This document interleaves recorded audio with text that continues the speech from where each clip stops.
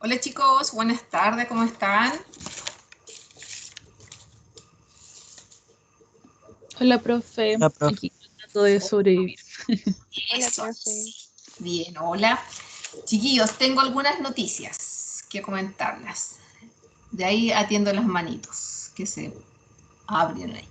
Chiquillos, voy a compartir un PPT con ustedes, es cortito, que tiene que ver con esto.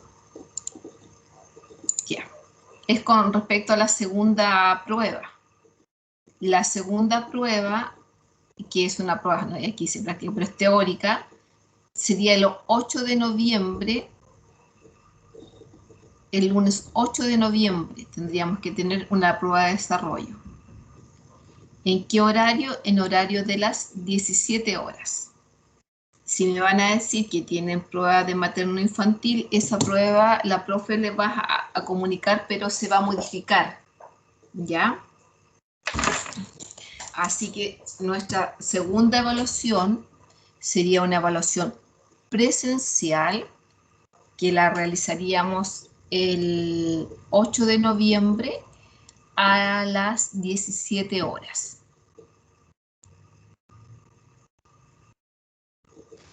Profe, ¿Sí?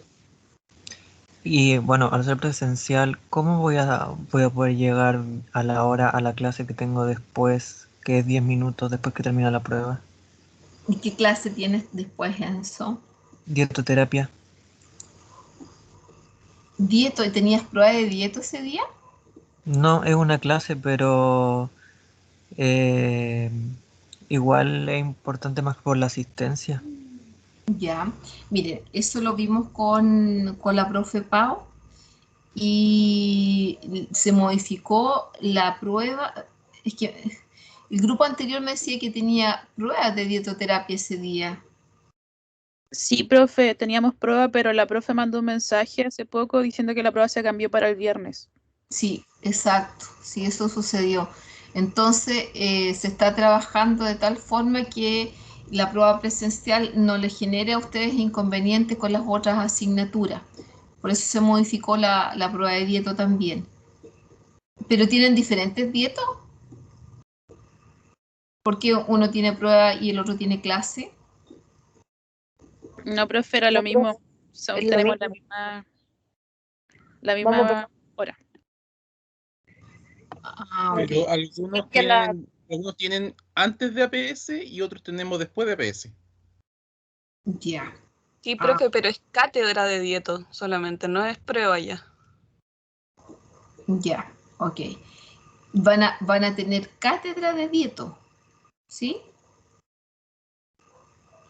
O sea, eso es lo que nosotros pensamos porque si se corrió la prueba, que era el mismo día de la prueba esta, supongo que la profe hará clases de esa hora que no va a ser la prueba. A Mm, menos de que recupere la prueba el viernes y el lunes no haga la clase. yo creo que eso va a suceder. ¿Ya? De todas maneras, confírmelo bien con la profesora, porque como estamos volviendo a esta modalidad presencial, a lo menos para las evaluaciones, se están dando todas las facilidades porque las directrices de la universidad son esas ahora. ¿Ustedes cuánto tienen dieto de nuevo, chiquillos? El viernes de la mañana, mi sección. Ok, que es la misma de Enzo. Sí, profe. Ok, ahí consúltenlo bien con la profesora, ¿ya? Y vamos viendo, porque de acuerdo a lo que conversamos con la profe Pau, ella me dice que no tendríamos que tener ninguna dificultad con los estudiantes el día de la prueba presencial. Van a llegar a la universidad y van a hacer las dos secciones, van a tener la prueba, ¿ya? Las dos secciones van a tener diferentes salas y van a haber diferentes profes al cuidado de la prueba, las salas que se necesiten. Sí, profe, yo creo que la profe Ángela va a decir que recuperemos el viernes anterior a esa semana la prueba para no tener clase el lunes, porque si no, no podría llegar a la clase. Ya, seguramente así va a ser. Ya, eso es con respecto a la prueba, nuestra segunda evaluación. Ahora, la tercera evaluación, quiero mostrarles esto. La tercera evaluación sería como tope máximo para nosotros tenerla el 22 de diciembre. ¿En qué consiste la tercera evaluación? Van a conformar un grupo de 2 personas por afinidad, lo cual me van a dar el listado de los grupos el día 3 de noviembre, o sea, el próximo miércoles cuando nos volvamos a ver, porque el primero es feriado y no vamos a tener clase, ¿ya? El 3 de noviembre vamos a conformar el grupo, me van a dar los grupos. En la clase yo voy a pasar la lista y me van a ir diciendo quiénes van a ser los grupos. Estos grupos van a tener que desarrollar un caso de familia y entregar un informe. ¿Cómo van a desarrollar el caso de familia? De acuerdo a la información que yo las clases que vayamos teniendo nosotros ahora y una breve tutoría que yo les voy a hacer. Luego que me entreguen el informe escrito, van a tener que presentar y argumentar las selecciones hechas en forma presencial, o sea, van a tener que hacer una exposición de su caso de familia. El desarrollo, el informe escrito, tiene un 50% de la nota y la presentación el otro 50% de la nota. Como no todos los estudiantes pueden estar en la misma fecha, entonces vamos a empezar con las presentaciones. El 6 de diciembre, el 13, el 15 y el 20. Y yo les consulté a la sección anterior cómo querían hacer la selección para ver qué día les corresponde y me dijeron que al azar sería lo más conveniente para ellos. La misma consulta para esta sección. ¿Les parece que yo al azar defina el orden de las presentaciones? ¿O hay alguien que tiene alguna situación particular que quisiese tomar una fecha?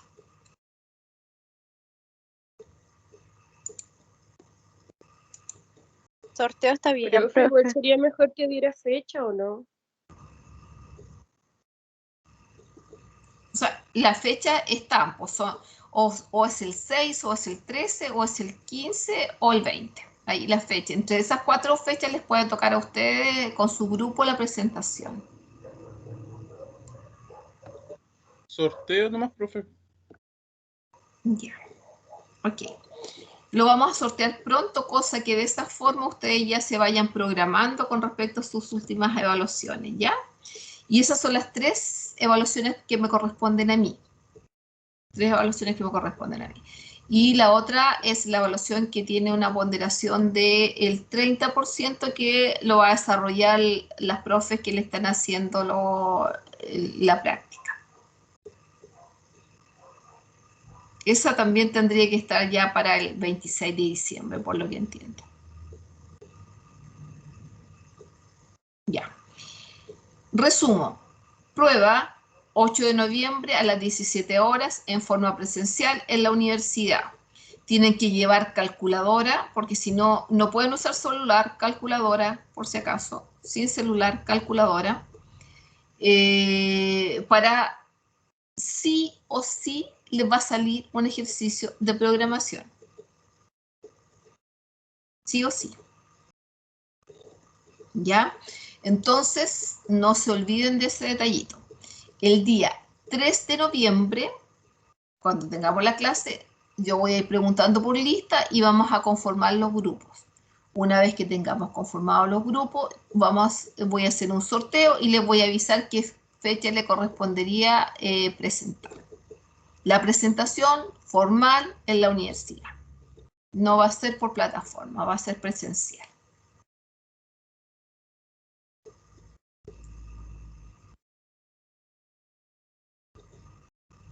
Bien. Profe, y respecto a los Excel, ¿cómo vamos a ver eso? Porque no les voy a poder poner Excel, tal vez va a ser más fácil para ustedes porque la información se la voy a tener que entregar yo. O tal vez les saque una pantalla, no sé, del Excel y ahí tendrán que buscar la información ustedes.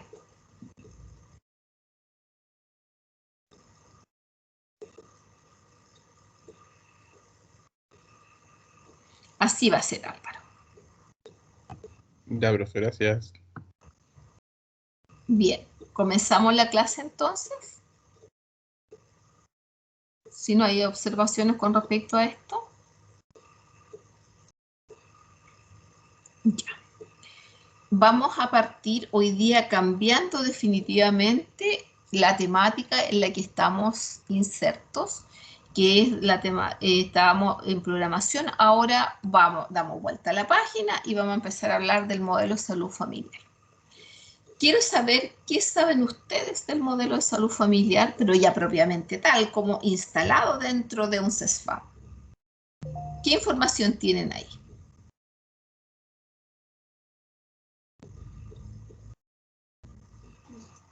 ¿Qué es familiar, profe? ¿Y qué significa que sea familiar, Benjamín? Que no se preocupa solamente por la salud del individuo, sino también por su entorno. Perfecto, muy bien. El entorno. ¿Y el entorno quién es? Su familia. La familia, perfecto. La familia. Entonces, Benjamín ya me respondió. Las personas que me vayan respondiendo, yo le pregunto su nombre, le voy anotándolo presente, ¿ya? Profe, ¿y la tarea de la clase pasada? Ah, la tarea. De veras, se me había olvidado la tarea. Recibí miles de tareas hoy día y teníamos que revisar. Pero era esto nada más. Teníamos que hacer, no era esto, era aquí. ¿Con ustedes alcanzamos a programar el ejercicio de adultos o no? Sí, profe. ¿Alcanzamos completo? ¿A ustedes le quedó solamente la actividad administrativa? Sí, profe. Sí, profe. Sí. Sí, profe. Esa era la parte de su tarea, es que dependía de la sección porque con la otra quedé más atrás. Ya, chiquillo, estos son los resultados de la tarea. Ya.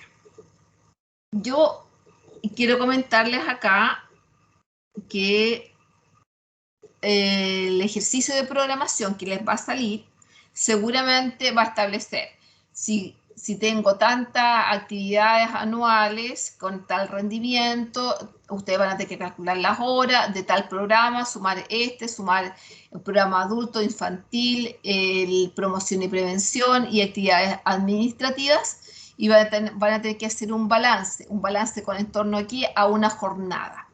Y la jornada puede ser de 44, puede ser de 33 o puede ser de 22 horas. De 44 voy a pensar en esto. De 23, o sea, perdón, de 22 horas será la mitad de esto, si yo les planteo eso, ¿ya? O si es una jornada de 11, que es poco probable que lo haga, porque si no sería un cálculo muy fácil. Lo más seguro es que vamos a hablar de 44 horas, les voy a hablar de los días a programar, entonces yo le voy a decir, no sé, tenemos 260 días a programar, una persona que cuenta con 15 días de vacaciones, 5 días de capacitación, o puedo decirle, cuenta con 25 días de vacaciones. Entonces ustedes ahí van a tener que restar, van a tener que calcular cuántas son las horas a programar, y de acuerdo a eso van a tener que hacer el balance. ¿Bien? Y para eso tienen que entender esto. Cuando los resultados que le dieron son parecidos a estos, chiquillos. Yo por lo menos tengo los mismos, profe. Los mismos. Yo igual. Ya. Si son los mismos está bien, pero yo quiero que entiendan cuál es la lógica de esto. Cuando yo digo que tengo 11 reuniones de sector con un rendimiento de 0,33 por hora, ¿qué es lo que estoy diciendo?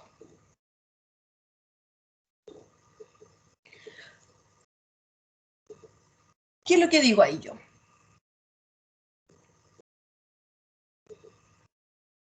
¿En una hora alcanzo a hacer una reunión? ¿Sí, profe? ¿Cómo sí? No, profe, no alcanza. No alcanzo. ¿Cuánto hago yo en una hora? Menos de la mitad, como Un tercio. un tercio. Un tercio de la reunión, claro, ahí está bien. Quiere decir que si yo tengo un rendimiento de 0,33 por hora, yo alcanzo a hacer 1/3 de la reunión en 1 hora. Y para realizar una de las actividades, que quiere decir una reunión, ¿cuántas horas necesito? 3. 3, perfecto, muy bien. Y eso mismo si lo aplico que el rendimiento es de 0,25. ¿En cuántas horas realizo una actividad? 4. 4. En 4, claro, porque alcanzo a hacer 1/4 de la reunión. Bueno, ese es el resultado y la interpretación que ustedes tienen que darle a esa información. Si tienen esto igual, como parecido, está bien. Después yo voy a ver de quién me llegó el resultado y es a ellos, de acuerdo a la lista, le voy a ir sumando los 0,3. Un medio regalo que les di, así que no hay excusas para no tener buenas notas en esta oportunidad. Profe, ¿y por dónde se enviaba? Por el Teams me lo enviaron casi todos. Pero al chat, ¿cierto? Sí, ahí. Todo me lo enviaron ahí. Porque yo no generé una tarea, como fue algo que en ese minuto se me ocurrió que lo podíamos hacer. Todo me lo enviaron por allí. Ahí voy a revisar lo que me llegaron y les comento la otra clase. Bueno. Ya. ¿Eso querías ver, chicos? ¿Querían que la revisáramos? Sí, profe. Pero si ya tienen los mismos resultados y ya hicimos la interpretación, estamos. Ya. Vamos ahora al modelo de salud familiar, donde yo estaba empezando a agarrar energía para poder comentarlo con ustedes ya. ¿Qué saben del modelo de salud familiar? Aparte que ya no nos basamos solamente en el paciente, sino que el paciente y su familia. ¿Qué más sabemos del modelo? ¿Qué es más del tipo preventivo, profe? Ya, que tiene que ver con la prevención y lo promocional. Perfecto. ¿Qué más?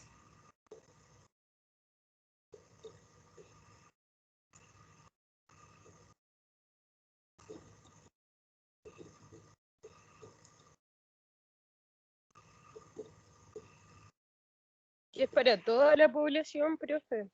Ya. ¿Y qué población? Toda la población. Adulto, infantil. Ya, muy bien. ¿Y esa población tiene que tener alguna particularidad? ¿Tiene que pertenecer a FONASA. a FONASA? Claro, eso está bien. Porque no es para todos, porque las personas ISAPRE tienen derecho a atenderse por el modelo de salud familiar en un CESFAM. Las personas PRAIS, las personas que están en la ISAPRE de los carabineros, ¿tienen derecho?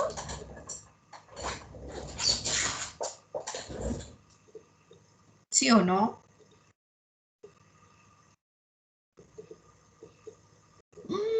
Ya, pues no pueden dudar en eso. No, profe. Ya, por supuesto que no tienen derecho, pues, porque esto está hecho para los beneficiarios del sector público que se atienden en FONASA. En FONASA o no tienen previsión. Para las personas que no tienen previsión, FONASA. Que es gratuito. ¿Por qué es gratuito? Porque para todos los que pertenecen a FONASA, APS no se cobra. Y en los tramos C y D se cobra, un paciente hospitalizado se le cobra una parcialidad, pero en todo lo que es atención primaria de salud no se cobra. Profe, ¿y debe estar inscrito en ese CESFAM? Sí, sí, pero existe la posibilidad de adscribir por una vez. Por ejemplo, si yo tengo una persona del consultorio de Calama que anda paseando acá en Temuco y se enfermó acá y necesita atención, y si es FONASA, yo lo puedo adscribir por una vez y lo puedo atender. Pero si él necesita más atenciones, le voy a tener que pedir que hasta 3 veces lo puedo atender sin inscribirlo. Si necesita más atención, le voy a tener que pedir que haga su cambio de CESFAM. ¿Por qué? Porque yo estoy perdiendo la bonificación per cápita que a mí me llega por atender a ese paciente de Calama. Yo estoy haciendo puro gasto, el municipio de Calama no atiende a ese paciente, no le da los medicamentos, yo gasto en recursos humanos y más encima gasto en medicamentos y el recurso llega al otro CESFAM donde esté inscrito. Por eso se solicita que se trasladen los pacientes. Bueno, entendiendo que la atención primaria de salud es el primer contacto que toma la persona con el sistema de salud, que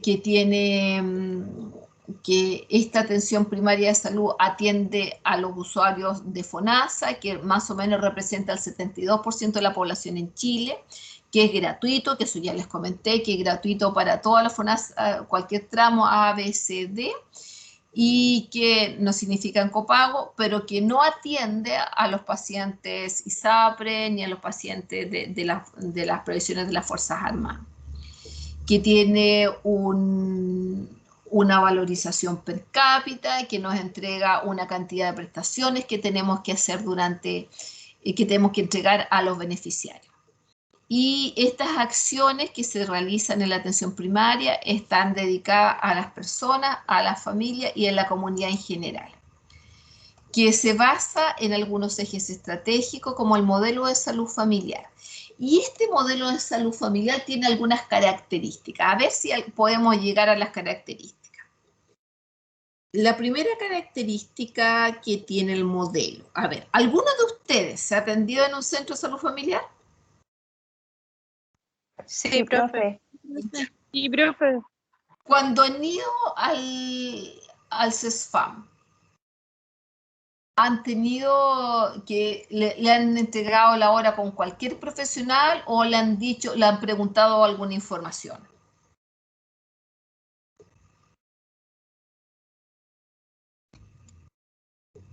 A ver, veamos. ¿Cómo con cualquier profesional, profe? Por ejemplo, con los médicos. Todas las veces ha atendido diferentes médicos, o diferentes enfermeras, o diferentes matronas. Sí, profe, siempre diferente. Siempre diferente. Entonces, quien tenga No. horas disponibles. Ya. Ah, pero pudiese No, ser. profe, porque va a ¿Atienden depender. por sector, profe? Ah, claro, atienden por sector. Una de las primeras características de este modelo de salud familiar, que la población del centro de salud es sectorizada, o sea, reducido a territorios más pequeños que van a ser atendidos por ¿quién? ¿Quién atiende estos grupos de personas?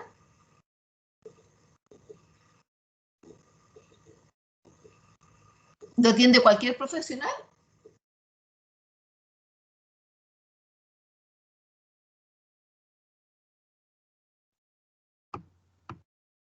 Chiquillos.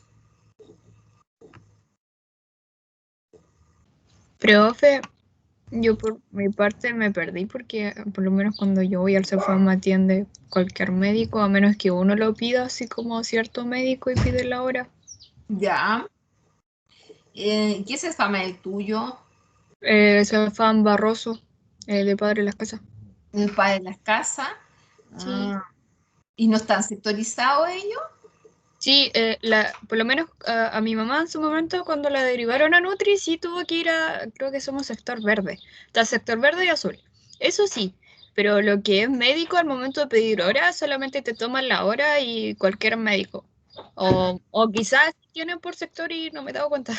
Es que el Barroso es un consultorio, no es un CESFAM. Pareciera que no tiene esa calidad, o puede ser, no, en realidad desconozco si ese somos consultorio, pero en lo particular tenemos la sectorización que ya ustedes la identificaron, pero también está la atención por un equipo de cabecera. Un equipo de cabecera que debería ser siempre la atienda el mismo matrón, la misma nutri, el mismo enfermero o enfermera, el mismo médico, que son los profesionales que habitualmente están sectorizados.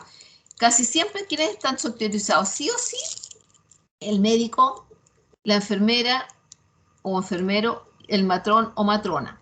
Porque los Nutri casi siempre pertenecemos a equipos transversales, que como tenemos menos atenciones para un sector, entonces atendemos de varios sectores. Somos de equipo transversal, pero ese detalle lo vamos a ver posteriormente. Entonces tenemos que, ya dos características, identificamos que la población está sectorizada y que es atendida por un equipo de cabecera. ¿Se ha fijado algún detalle en torno a las fichas? Las fichas clínicas en el modelo de salud familiar.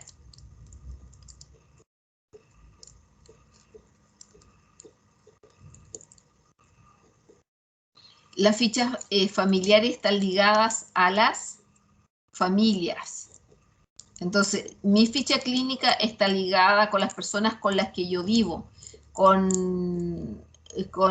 mi mamá, mi papá, por ejemplo, mis hermanos, que en teoría a todos nos tocaría en el mismo sector, sí, bueno, si tenemos la misma dirección, claro está, y con los mismos profesionales.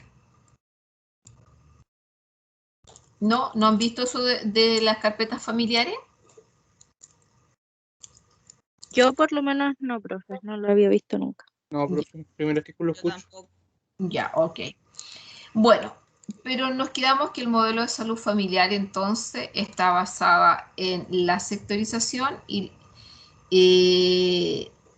que esta sectorización conlleva una población a cargo que es atendida con el modelo de salud familiar por un equipo de cabecera. Bien. Dentro de los ejes y planteamos que, que este nuevo modelo tiene que estar centrado en la promoción y la prevención de salud como ejes fundamentales, pero se lo dice una persona que está dentro del sistema. Lamentablemente estas acciones no son las primeras ni las más prioritarias que realizamos. Por lo tanto, está más complejo el desarrollarlas. Si bien es cierto, las hacemos, pero no en la medida que el modelo nos exige. También está la accesibilidad a la red, el entregarle las posibilidades que los pacientes se atiendan en forma centralizada para algunas prestaciones. Ejemplo, dentro de la Municipalidad de Temuco está la atención para oftalmología centralizada en el CEFAM de Pueblo Nuevo, para hacer los fondos de ojo de los pacientes diabéticos. Para cirugía menor está centralizado en el CEFAM Amanecer. Para la endoscopía se va hacia el CEFAM de Labranza. Y así algunas acciones están completamente centralizadas y que le dan acceso a la red local para la atención de los pacientes.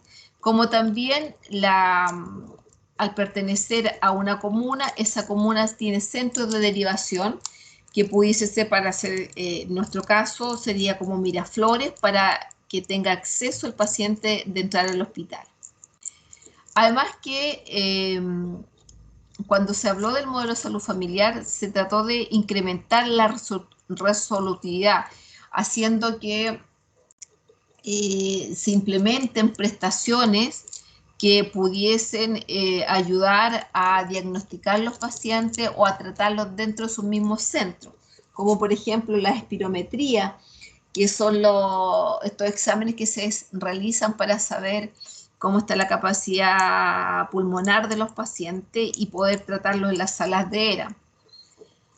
Además que al aumentar la resolutividad, como por ejemplo también con la contratación de rayos o la implementación de rayos para el diagnóstico de las neumonias, estamos haciendo que todos esos pacientes que deberían haberse visto en el nivel secundario o terciario empiecen a resolver su problema en el nivel primario.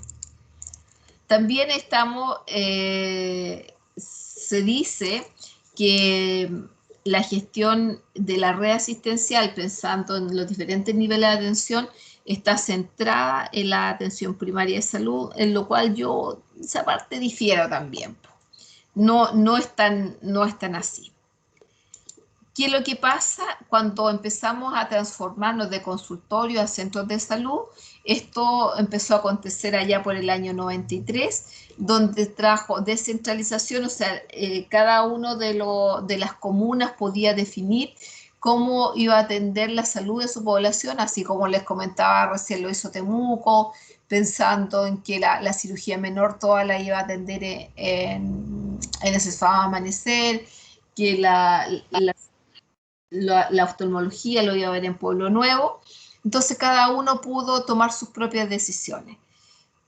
También se trata de la atención integral, donde un equipo de salud multidisciplinario puede brindarle las prestaciones a los usuarios, y se establecen programaciones locales donde cada uno de los centros de salud pudiese dar énfasis a diferentes actividades.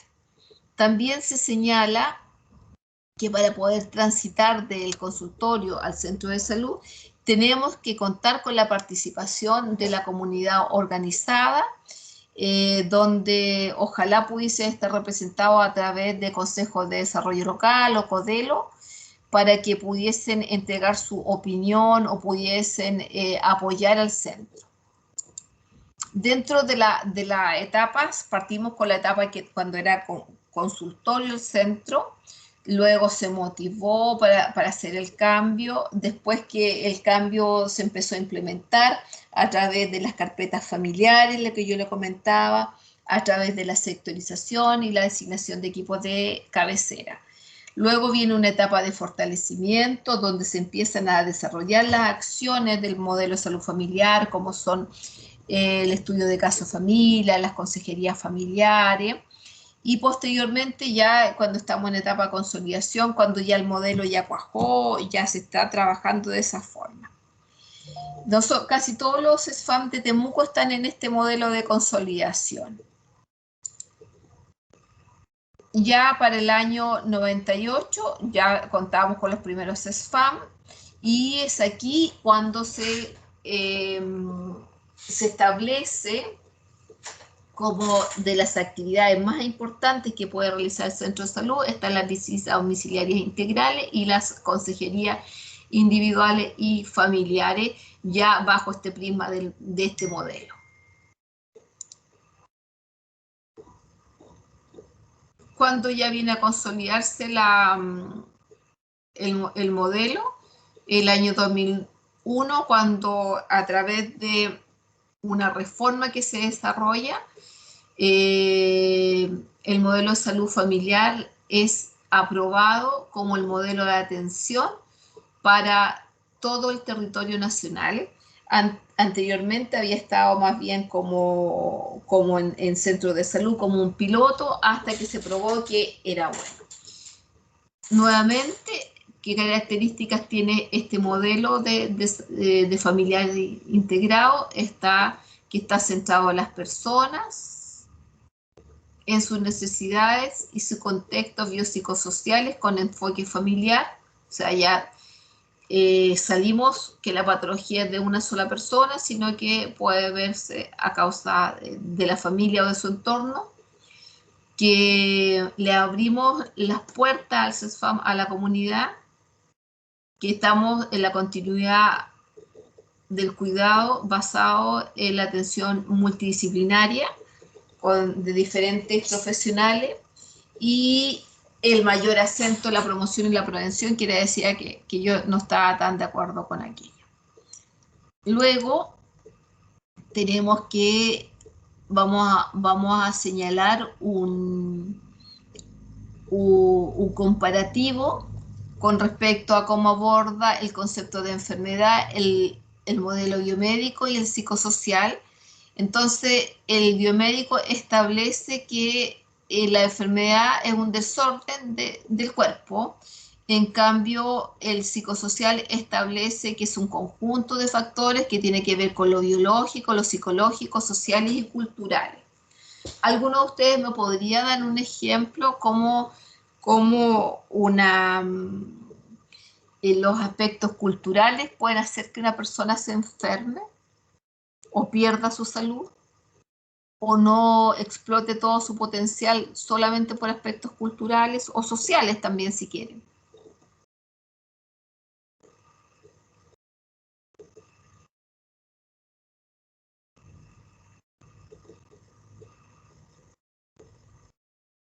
Cómo lo cultural, cómo lo social puede generar una enfermedad. Pero eso puede ser que esté ligado a alguna religión y la religión le diga que no realiza ciertas actividades de índole médica. Mira, te escuché súper cortado, así que no puedo entender bien la idea. Si la pudiese repetir, por favor.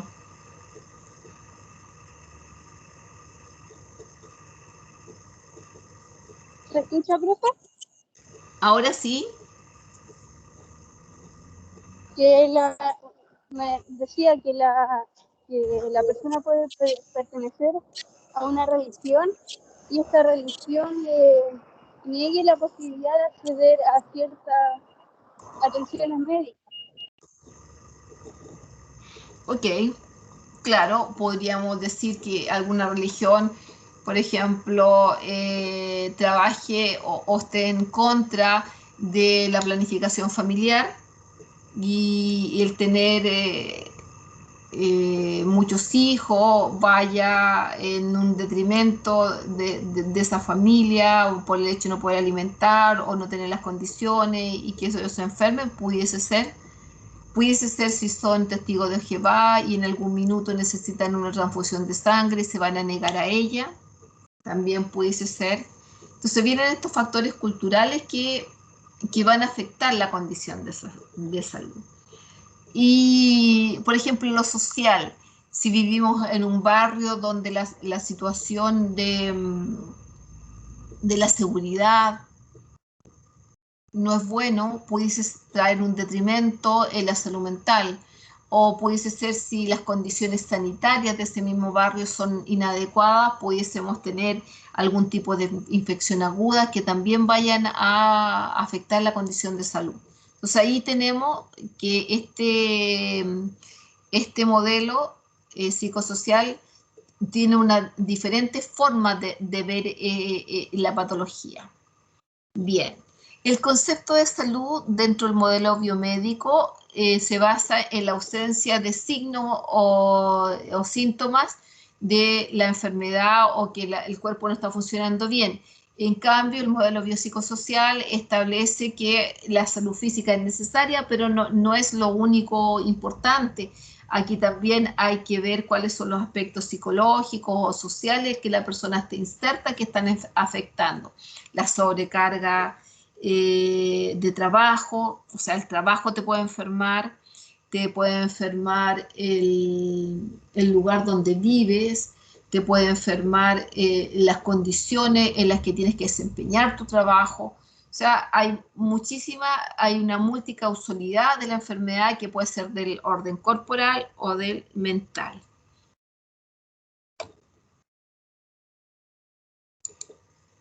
¿Cuáles son los rasgos del modelo? El biomédico establece un dualismo mente-cuerpo, un mecanismo que el cuerpo es una máquina y todos estos factores psicosociales o factores orgánicos llevan que la persona padezca o no la enfermedad. Si no tiene ninguna de estas condiciones, no tiene enfermedad. En cambio, el biopsicosocial establece que existen interacciones que generan patologías tanto del orden biológico como psíquico. Si nosotros tenemos una paciente que está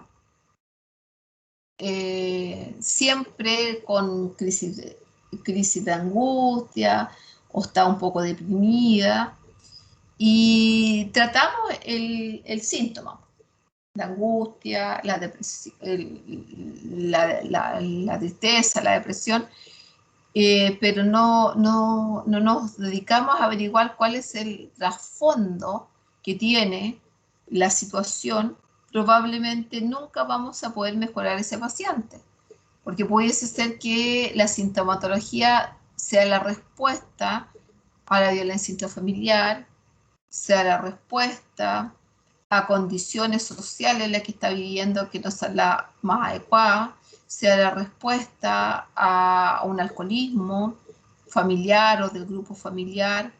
O sea, estaríamos tratando el síntoma, pero no el fondo. Entonces, es allí que puede estar la temática de muchas patologías, sobre todo las patologías del orden de la salud mental, tienen respuesta principalmente en las familias.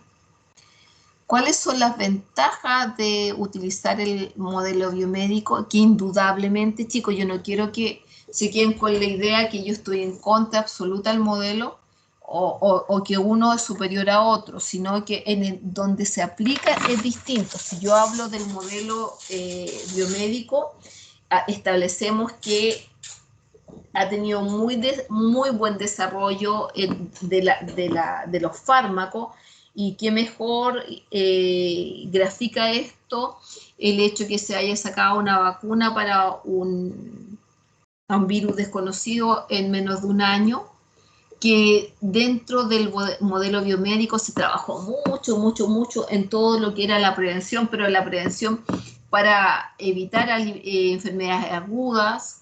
Por ejemplo, cuando trabajamos con la desnutrición, cuando trabajamos con la atención, la cloración del agua, la disposición de excreta y de basura, que tiene que ver con el medio donde habita el individuo.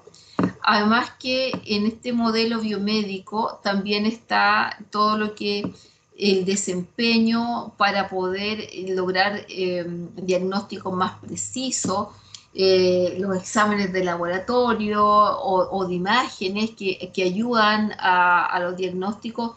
Y por último están estas técnicas quirúrgicas que pudiesen ayudar a algunos pacientes puntuales en situaciones de vida puntuales. Pero nada de esto atañe directamente a la APS en estos momentos, ya que todo lo que era la enfermedad aguda, eso ya se fue,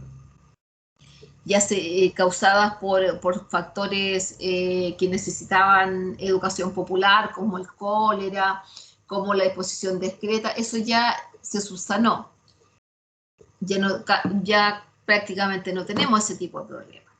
En cambio, en las ventajas que tenemos del modelo de salud biopsicosocial está entender que las causas no se deben solamente al individuo, sino que también se deben al entorno más cercano, se deben al lugar donde habita, y todo eso establecer que pudiese ser el causante de la enfermedad.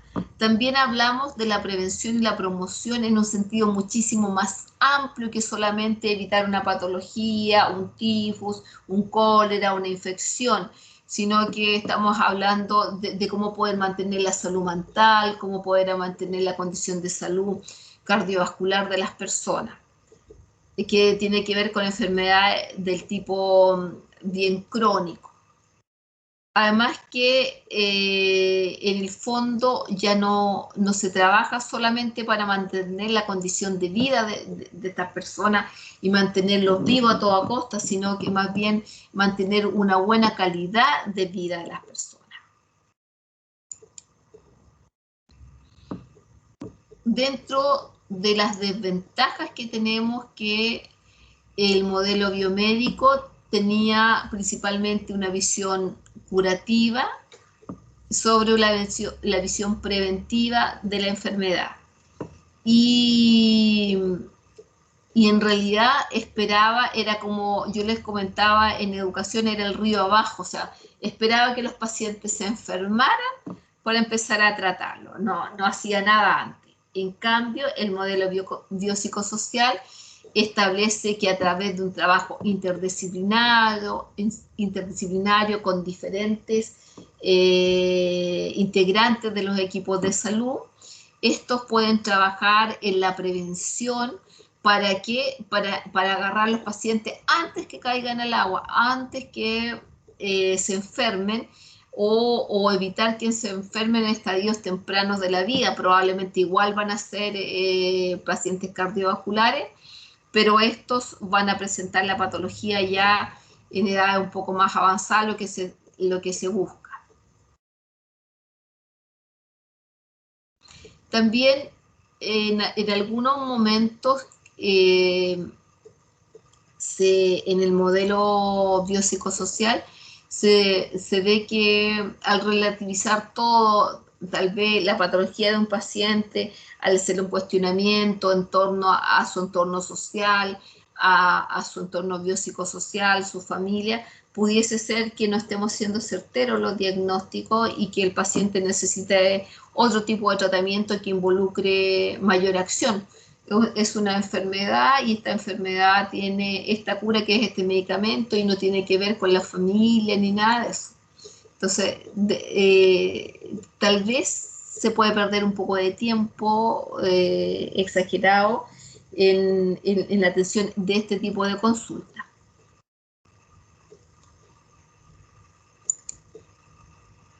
Cuando salud familiar aumentamos, estamos... ¿Me escuchas? ¿Aló? ¿Sí? Profe, ¿me escuchas? Te escucho. Ruth, dale. Me quedó una duda. ¿Por qué el crear equipos interdisciplinarios sería una ventaja en el modelo de atención primaria? El crear equipos, ¿una ventaja o una desventaja? Desventaja. Esa, ahí. Aquí. ¿Por qué exige un mayor intercambio interdisciplinario? Porque cuando nosotros hablamos cuando hablamos de equipo, estamos hablando de personas. Y todas las personas tenemos diferentes formas de trabajar.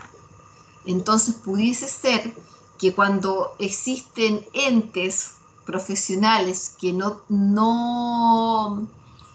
están acostumbrados a trabajar en equipo, entorpezcan el desarrollo del normal trabajo del modelo en ese centro de salud. Y se basen así solamente en el modelo biopsicosocial y el trabajo intersectorial que tuviésemos que tener a través de un asistente social, a través de una enfermera, de un nutri, ellos les den lo mismo y actúen de una o de otra cosa. También puede estar dado desde otra perspectiva, que no tenemos los profesionales en forma permanente para hacer el abordaje. ¿Qué es lo que sucede en los equipos de salud? Sucede que habitualmente los médicos se recambian mucho. Casi nunca tenemos médicos así eternos para un equipo de salud, sino que ellos se van cambiando y cada vez que viene un médico nuevo pasa a ser un problema porque tenemos que explicarle todo, tenemos que hablarle de la familia y recién entra en ese conocimiento. Entonces, desde esa perspectiva pudiese estar dado el problema porque para que se desarrolle bien el modelo necesitaríamos un equipo afiatado. Allá en el centro, por ejemplo, donde yo trabajo, hasta hace un par de tiempo atrás, los médicos tenían más de 12 años de trabajo en ese sector. La matrona, más de 12 años. La nutri, que era otra nutri, no yo, más de 12 años. La asistente social que estaba en ese periodo, más de 12 años. Entonces, esos eran equipos que conocían su población a cargo. En cambio, empezaron a llegar personas nuevas, entonces a estas personas pasan a ser como, hay que ir empujándola para que conozcan bien y puedan desempeñarse al mismo nivel que el otro. De esa perspectiva puede ser mirado como una desventaja porque necesitamos hacer la sinergia con los otros miembros del equipo y no lo logramos. Ya, profe, muchas gracias. Me quedó claro. Bien. Vamos acá, entonces, en este modelo de salud familiar, se trató de aumentar, o sea, se aumentó la resolutividad y acceso. ¿A qué? Al programa cardiovascular. Antiguamente nosotros trabajábamos con tarjeteros de hipertenso, de diabéticos y de dilipidémicos. Y pensamos, y nosotros no atendíamos al paciente sino que atendíamos la patología. Entonces ya la resolutividad se modificó al tratar a la persona con sus diferentes patologías. La presbicie, que esto de la pérdida de la visión que ocurre por la edad, eso también se está tratando en atención primaria. La medicina preventiva, pensando en el EMP, ¿ustedes han desarrollado en las clases con las profesoras de taller, chiquillos? ¿Ya lo vieron en detalle? No, profe. ¿Examen de salud preventivo no lo han visto con las profesoras? No. ¿No? A ver, déjenme preguntar. ¿Ya vieron el NAC, no es cierto?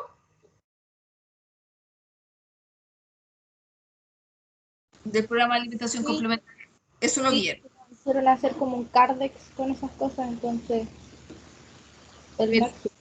El NAC. ¿Vieron el programa infantil?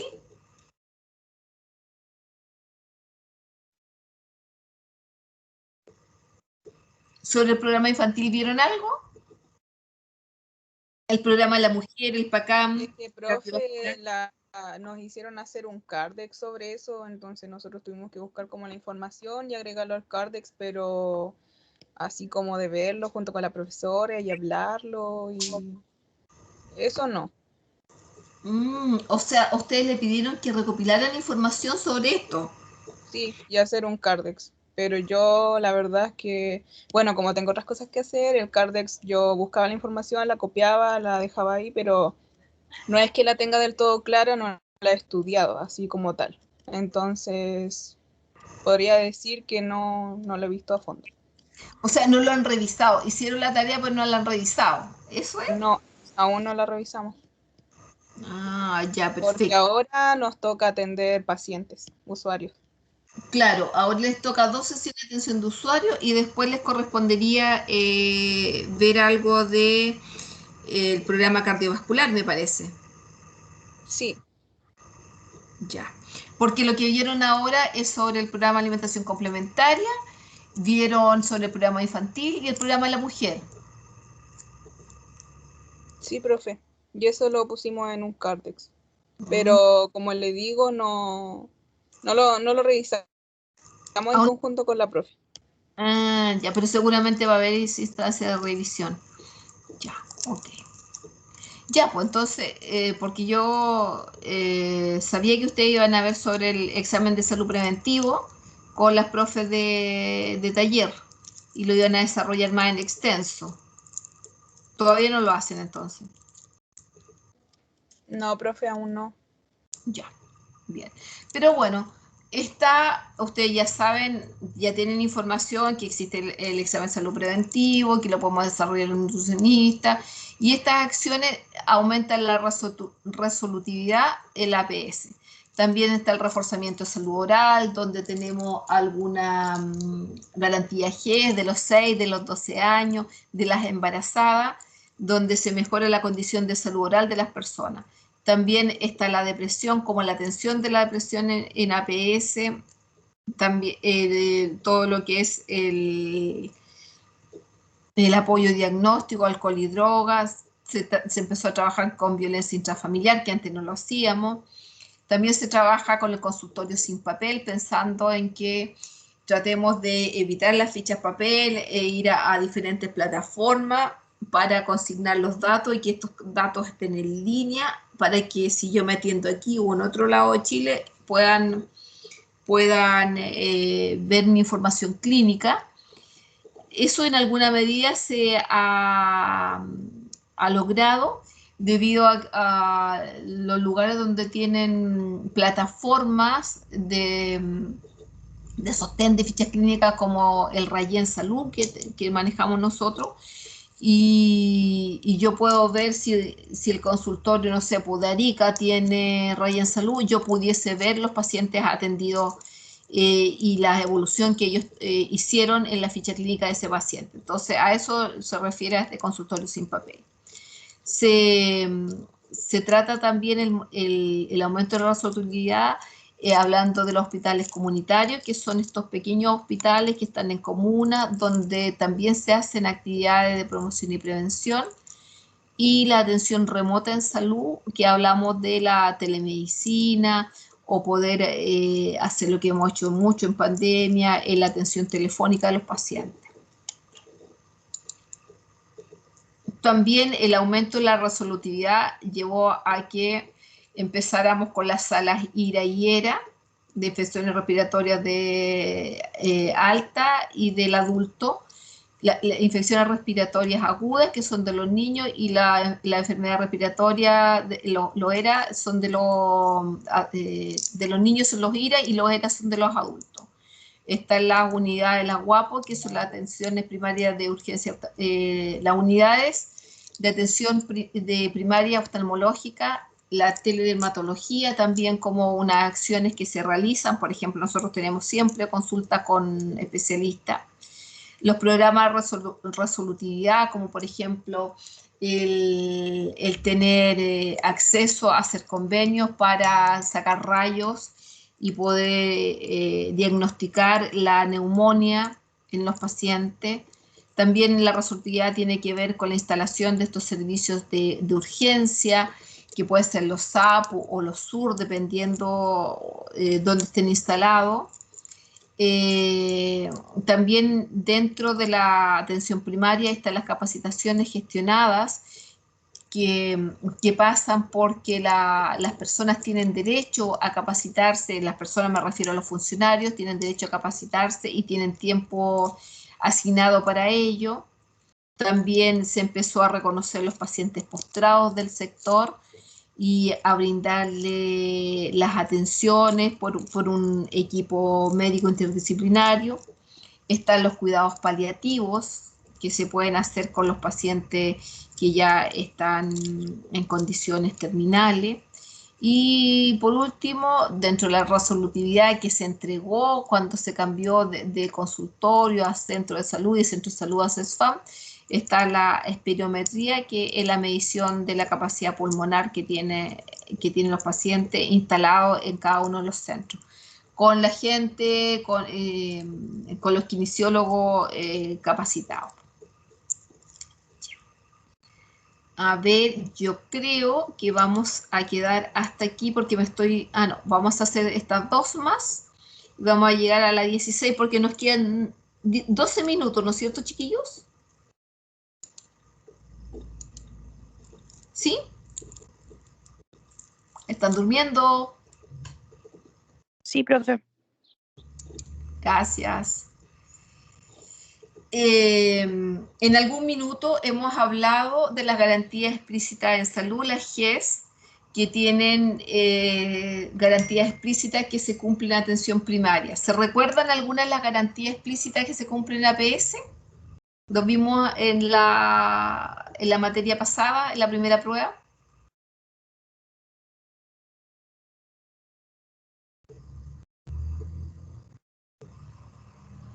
Hipertensión, diabetes, asma, depresión, la garantía GES odontológica de 6 años de embarazada. ¿No se acuerdan de eso? Ya, bueno, en atención primaria existen garantías explícitas que tienen que ver con acciones que están, patologías que están garantizadas por el Estado para que tengan y sean exigibles tanto para el acceso, la oportunidad y calidad y protección financiera.